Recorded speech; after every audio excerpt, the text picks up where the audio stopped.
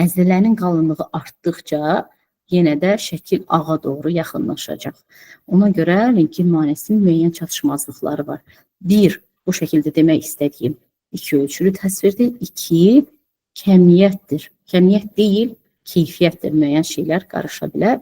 Ona görə kompüter tomoqrafiyanı belə də ehtiyacı yaranır. Kompüter tomoqrafiya nədir? Kompüter istifadə edirik. Tomos, dilim, slide, qrafiya isə yazmaq deməkdir. Bu nəyə bənzəyir? Gəlin bir misalla mən başa salmağa çalışım sizə. Əlimizdə 2 dənə çörək var. Birinin içi zeytunlu, birinin içi kişmişlidir. Amma içində nə olduğunu bilmək üçün biz nə edəcəyik? Çörəyi nazik dilimlərə böləcəyik, içinə baxacağıq və onun belə deyək də diaqnozunu qoyacağıq. Beləcə də xəstənin nazik dilimlər halında, amma rentgen şüası ilə şəklinin çəkilməsi, xəstənin bədəninin nazik kəsiklər halında, baxın, 1 kəsik, 2 kəsik, 3 kəsik, rentgen şüaları vasitəsilə şəklinin çəkilməsi kompüter tomoqrafiya üsuludur. Kompüter tomoqrafiya cihazımız, göstərim mən sizə, bu müasir kompüter tomoqrafiya cihazıdır. 3 hissəsi var, bunu adlandırırıq gantry, bu xəstə masasıdır və bir də kompüter var. Xəstə masasına uzanır, əlini başının arxasına qoyur, çünki sümüklərdən gələn əlavə kölgəliklər olmasın və masa həmin bu dəliyin içərisindən keçir. Gəlin bu qantrinin soyulmuş halda quruluşuna baxaq. Qantrin içərisində yenə də rentgen borusu var və qəbul edici var. Sadəcə bu rentgen borusu və qəbul edici xəstə ətrafında 360 dərəcə dönür. Tutaq ki, biz xəstənin bu şəkildə baxaq, pelvisini, çanağını müayinə etməyə çalışırıq. Bəli, rentgen borusu və qəbul edici xəstə ətrafında dönür. Həmin bu 1 santimetrlik kəsikdə hər 1 dərəcədən bir şəkil çəkir. Onda həmin 1 santimetr kəsikliyin neçə şəklin çəkəcək? Əgər 1 dərəcədən 1 çəkirsə. 360. Bəli, 360 şəklin çəkəcək. Sonra bir addım yuxarı gedir. Təzədən həmin 2 santimetrdə 360 şəkil və sonra beləliklə bunun hamısını davam edir. Çəkilən şəkillər kompüterə ötürülür və kompüterdə görüntü şəklində üzə çıxır.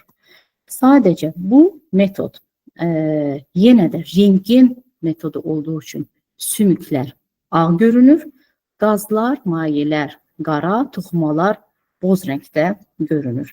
Görüntünün alınma prinsipi yenə dediyim kimi xəstənin en kəsiyində rentgen borusu və qəbul edicisi 360 dərəcə dönür və 360 dərəcə dönəndən sonra 360 şəkil çəkilir və bu data, məlumatlar kompüterin bazasında toplanır. Sonra kompüter onu müəyyən rekonstruksiya edir və monitorumuza şəkillər halında gəlir. Yenə də prinsip eynidir. Necə ki, baxın, bayaq topun şəklini çəkdik. İşıq necə oldu? Topdan keçə bilmədi. Kölgə əmələ gəlmək üçün zəiflədi. Burada da X şüası bədəndən keçə bilmir və zəifləyir. Qəbul edici X şüasının zəifləməsini hesablayır. Rentgendən fərqli olaraq bu zəifləməni hesablayarkən çox şəkil çəkildiyi üçün şəkillər də müəyyən bir kəmiyyət analizi vermək olur. Bunu da kompüter tomoqrafiyanı kəşf edən adı ilə adlandırırlar. Hounsfield əmsalı əslində bir radio sıxlığın ölçüsüdür. Bayaq denslik dedik, burada radio sıxlığın ölçüsüdür və bu denslik necə dəyişir? Gəlin baxaq. Suyun densliyini 0 qəbul edirik. Havanınkini -1000, sümünkünü müsbət 1000 olaraq qəbul edirik və bu denslik bizə necə kömək edir. Kəllənin bir şəklini çəkiliblər. Əgər biz rentgen olaraq bunu analiz etsəydik, deyəcəkdik ki, bu hava sıxlığıdır, bu pi sıxlığıdır, bu sümük, bu yumşaq toxuma. Bunu yenə də bir sümük sıxlığı və ya metal sıxlığı adlandırardıq. Amma biz bunu kompüter tomoqrafiya olaraq çəkirik və kompüter tomoqrafiya olaraq çəkəndə cihaz bizə bunun sıxlığını ölçür. Necə edirik? Üstünə qoyuruq. Deyirik ki, bunun sıxlığını ölç və sıxlığını ölçüb bizə verir. Müsbət 65, 95 və bizdə də cədvəldə bu hemorragiya uyğun gəlir və biz də xəstəyə diaqnoz qoya bilirik ki, bəli, xəstədə insult var, beyninə qansıdır. Kompüter tomografiyada Və rentgenlə bir-iki şəkildə sizə müqayisə edəcəm. Baxın, rentgenoqrafiyada çox cüzi görünən dəyişikliklər kompüter tomoqrafiyada çox aydın nəzərə çarpır. Kompüter tomoqrafiyanın bir neçə cür çəkə bilərik. Daha incə qatlara göndərə bilərik. O zaman daha detallı şəkil alınacaq. Baxın, daha incə çəkmişik şəklimizi. Burada daha qalın götürmüşük həmin kəsikləri. Radiasiya burada az olacaq, burada çox olacaq. Amma daha detallı bu şəkildə biz müayinə edə biləcəyik. Bundan başqa biz kompüter tomoqrafiya vasitəsilə 3D görüntü ala bilirik və 3D görüntünün istədiyimiz formada rekonstruksiya edirik. Amma bunu biz belə deyək, ənənə xətrinə eləmək müəyyən bir şeylərdə bizə kömək olur. Bu şəkli biz niyə çəkirik? Baxın, çox qəlpəli sınıqdır və forması çox qeyri-müəyyəndir. Bu sınıq təmizlənməlidir və bura implant yerləşdirilməlidir. 3D şəklini çəkirik. 3D şəkildə bu implantın formasını, əyriliklərini müəyyən edirik və sonra həmin implant hazırlayana göndəririk və implantı tam kəllən formasına uyğun hazırlayıb bizə verir. Bir cərrahi əməliyyatda biz həmin sümükləri təmizləyirik və yerinə həmin implantı yerləşdiririk. Yəni burada bizə bu çox kömək olur. Bundan başqa 3D formatda biz virtual kolonoskopiya edə bilərik. KT çəkəndə qeyri-invaziv kolonoskopiya edirik. Necə edirik? Baxın, xəstənin bağırsaqları ilk öncə təmizlənir. Burada sxematik şəkli var. Göstərməyə çalışın. Təmizlənir, sonra xəstənin bağırsaqlarına hava yeridilir ki, bağırsaqlar genişlənsin. Hava yeridiləndən sonra bir abdominal KT çəkirik. Sonra cihaza bir belə deyək, necə deyim, əmr veririk ki, bağırsaqdan qalan başqa bütün strukturları sil. O da bizə bağırsaqdan qalan bütün strukturları silir və biz sanki bağırsaq içərisində bir belə deyək də kolonoskopla gəzmiş kimi olunur. Baxın, burada bir polip görürsünüz. Bu qeyri-invaziv KT vasitəsilə çəkilmiş kolonoskopiyanın şəklidir və həmin polipin invaziv olan kolonoskopla çəkilmiş şəklidir.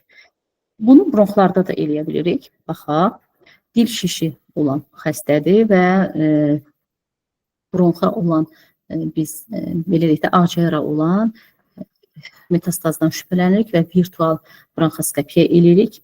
Baxaq, burada KT vasitəsilə çəkilmiş şəkil, bu isə bronxoskop vasitəsilə çəkilmiş şəkildir və bronxoskop buradan o tərəfə keçə bilməkdir, çünki böyük bir həcmini tutmuş olur, bronxun mənfəzini qapatmış olur. Və bizə bir çox hallarda kompüter tomoqrafiya kömək edir, xüsusilə havalı üzvlərin və sümüklü üzvlərin müayinəsində.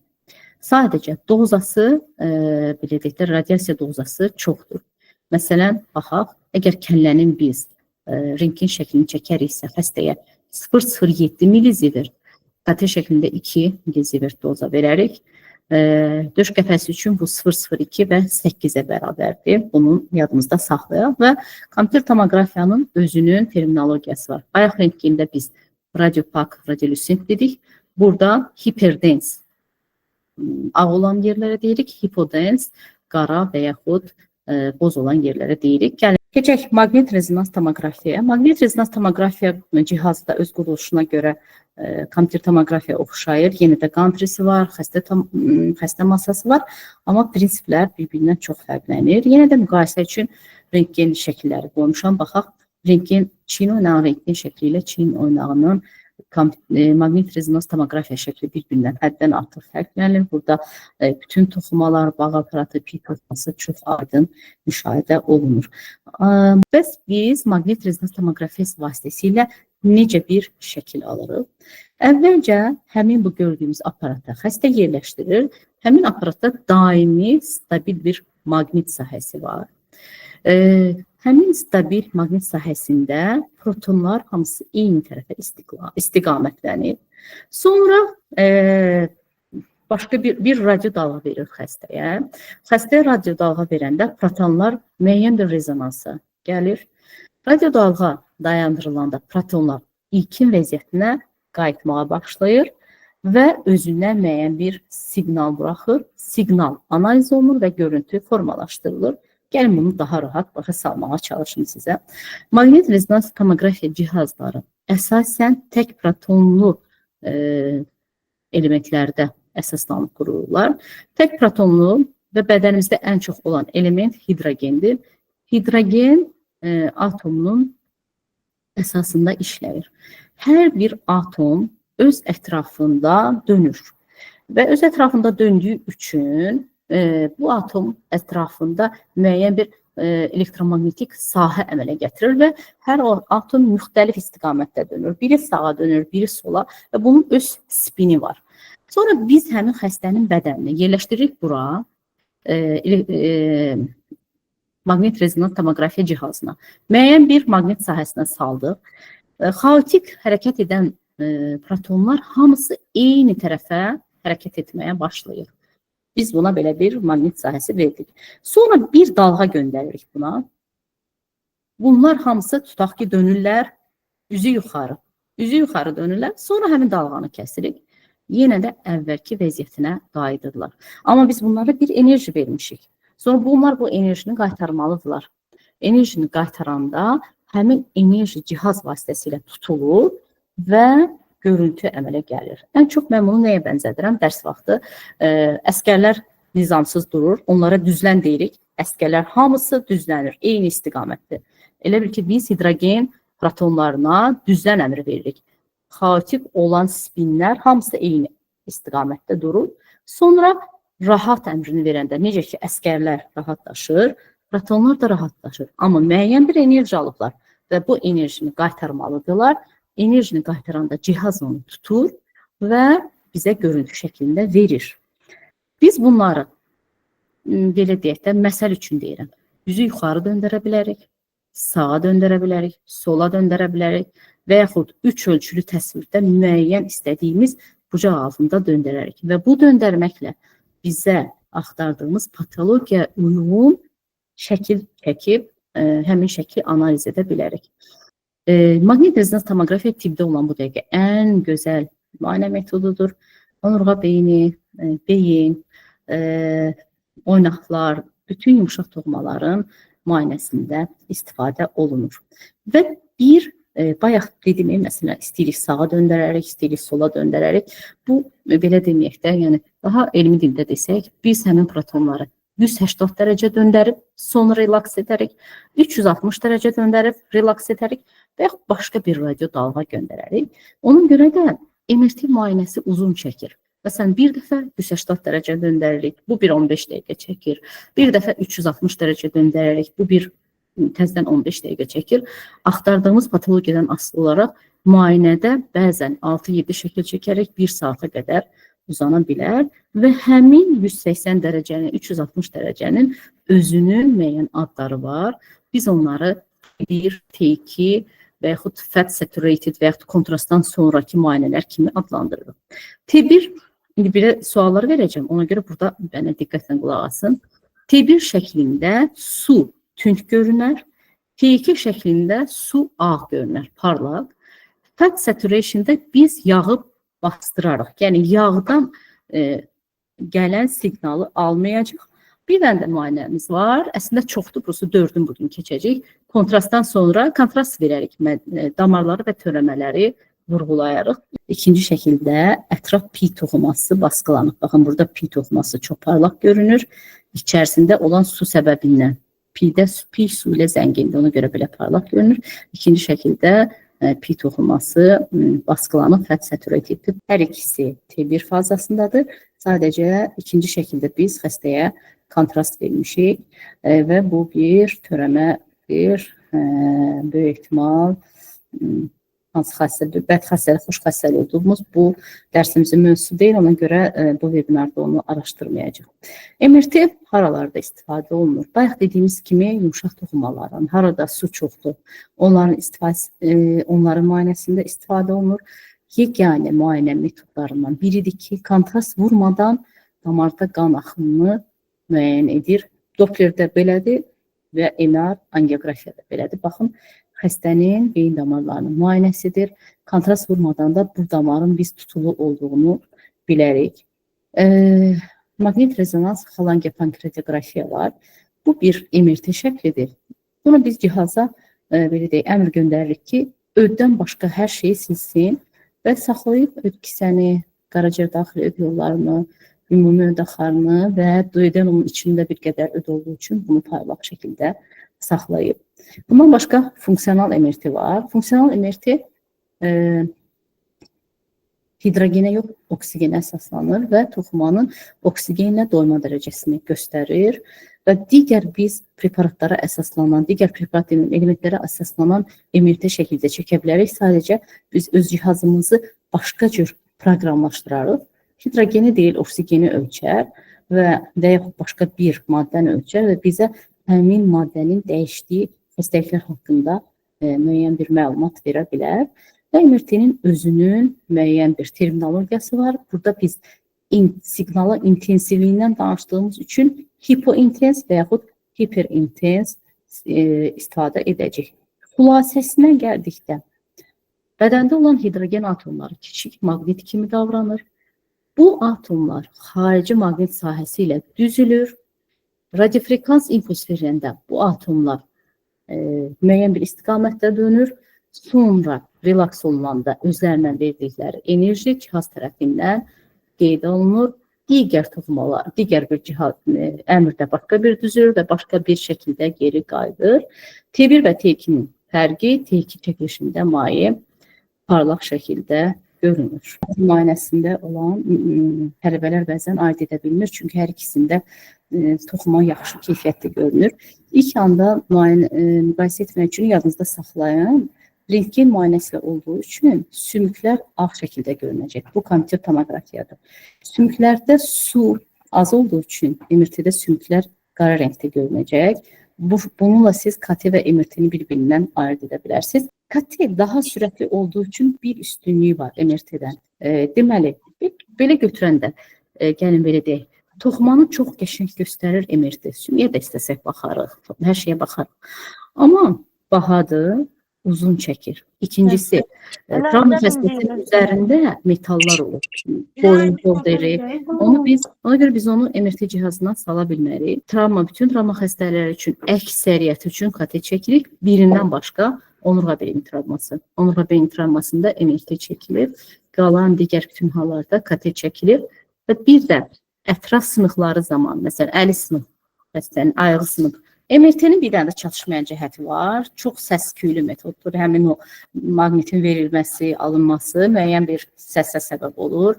Burada müqayisəni görürük ki, sadəcə təyyarənin qalxması zamanı köldə duran adamın aldığı səsdən biraz az səs alır. Xəstələrə qulaqlarına naşnik geyindiririk ki, səsi almasın. Təbii ki, Bakıda o yoxdur.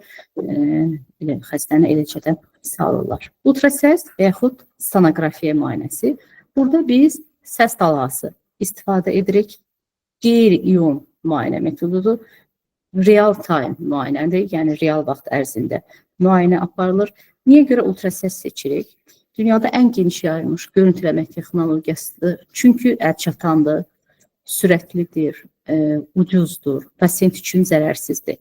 Demək olar ki, tibbin hər sahəsində istifadə olunur. Ginekologiyada, ürəyin müayinəsində, daxili xəstəliklərdə, hamiləlikdə istifadə olunur. Sadəcə ultrasəsin çatışmayan müəyyən cəhətləri var. Ultrasəs anatomiyası digər anatomiyalardan fərqlənir. Böyrəyin şəklini bu şəklə çevirməyi bacarmalısınız. Ultrasəs cihazının işləmə prinsipi nədən ibarətdir? Cihaz özü digər cihazlarda olduğu kimi 3 hissədən ibarətdir. Yenə də ekranı var, kompüteri var və transducer prob deyilən bir hissəsi var. Və cihazın aktiv hissəsi əslində bu probdur. Probun uc hissəsini xəstənin bədəninə yaxınlaşdırırıq. Probda səs əmələ gəlir və xəstənin bədəninə göndərilir. Və səs necə əmələ gəlir? Probun uc hissəsində müəyyən bir kristallar düzülmüş olur. Bunlara biz piezo kristallar deyirik. Piezo kristallar elektrik enerjisini səsə çevirir, toxumaya göndərir. Toxumadan gələn səs dalğasını tutur və cihaza göndərir. Həmin səs dalğası kompüter vasitəsilə işlənir və ekrana yenə də həmin böyrək şəkli çıxır. Beləliklə biz xəstənin bədəninə səs dalğasını göndəririk. Bu bənzəyir yarasaların və yaxud delfinlərin göndərdiyi ultrasəslərə. Biz onları eşitmirik, amma məsələn bir yarasa səs dalğasını göndərərək özündən obyektə qədər olan məsafəni müəyyən edir, obyektin formasını müəyyən edir, obyektin